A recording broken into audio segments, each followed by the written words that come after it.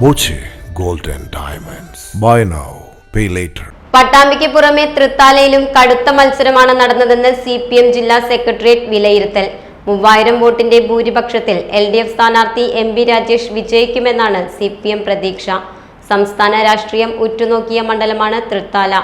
വികസനവും ആരോപണങ്ങളും വെല്ലുവിളികളുമായി ഏറെ രാഷ്ട്രീയ കരുനീക്കങ്ങളാണ് തൃത്താലയിൽ നടന്നത്. UDF-ൽ നിന്നും 2021-ൽ പിടിച്ചെടുത്ത സീറ്റിൽ MP രാജേഷ് വിജയിച്ച് സ്പീക്കറും തദ്ദേശ സ്വയംഭരണ വകുപ്പ് മന്ത്രിയുമായി. വീണ്ടും അന്നത്തെ എതിരാളി VT ബൽറാം UDF സ്ഥാനാർത്ഥിയായി മത്സര രംഗത്തെത്തിയതോടെ വാശിയേറിയ പോരാട്ടമാണ് തൃത്താലയിൽ നടന്നത്. അതുകൊണ്ട് തന്നെ കടുത്ത മത്സരം നടന്ന തൃത്താലയിൽ നേരിയ ഭൂരിപക്ഷത്തിലാവും വിജയമെന്നാണ് CPM ജില്ലാ സെക്രട്ടേറിയറ്റിന്റെ വിലയിരുത്തൽ.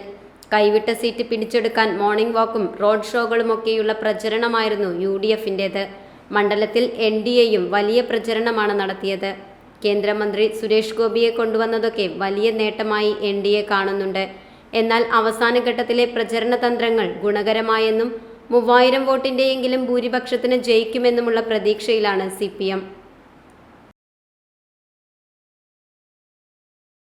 Time kids pre school, Mannannur road, Vaniyamkulam.